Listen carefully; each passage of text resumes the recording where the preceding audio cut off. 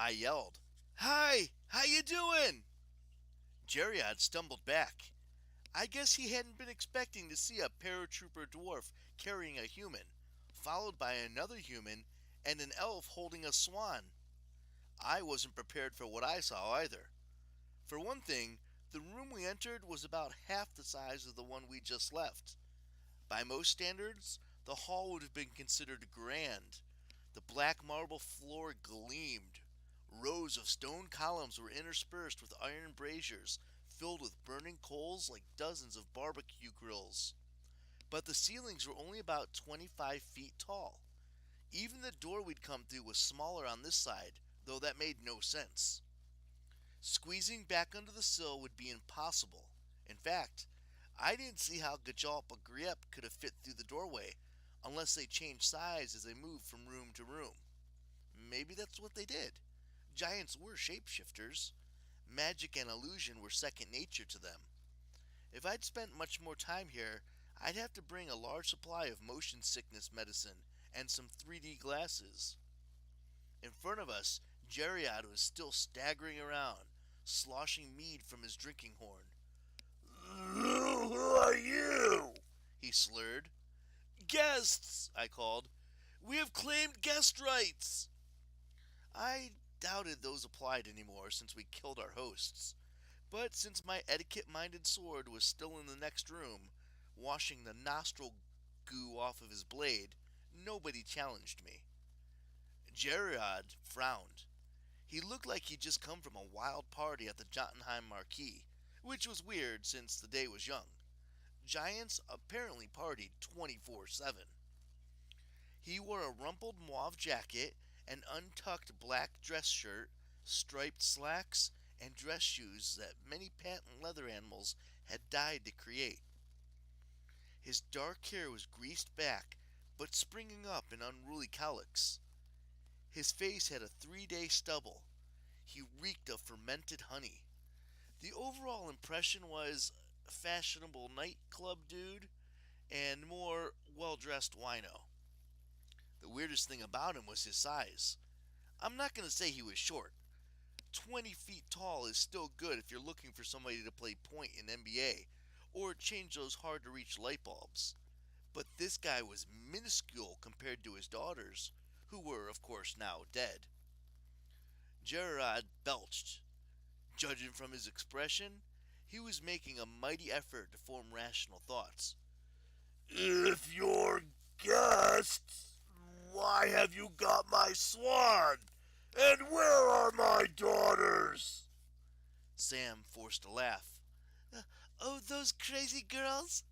They were bartering with them for your swan." "Yeah," I said. "Right now they're on the floor in the other room.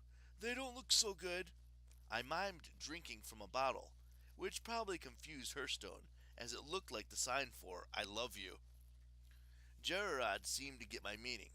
His shoulders relaxed, as if the idea of his daughters passing out drunk on the floor was nothing to be concerned about. "Well then," he said, "as long as they were entertaining those frost giant boys again." "No, just us," I assured him. Blitzen grunted as he shifted me in his arms. "Heavy." Herstone, trying to keep up with the conversation, signed "I love you" to the giant. "Oh, great Gerard," Sam said. "We'll actually come here to bargain for Thor's weapon. Your daughters told us you have it." Gerard glanced to his right. Against the far wall, almost behind a column, was a human-sized iron door. "And the weapon's behind that door," I guessed. Gerard's eyes widened. "What sorcery is this? How did you know that?" "We want to barter for the weapon," I repeated. In Herstone's arms, Gunilla honked irritably. "Also for the freedom of this swan," Sam added. "Ha ha!" Gerard sloshed more mead in his drinking horn. "I don't need anything you could offer, but perhaps you could earn the weapon and the golden goose." "The swan," I corrected. Whatever, said the giants. Blitzen whimpered, heavy, very heavy.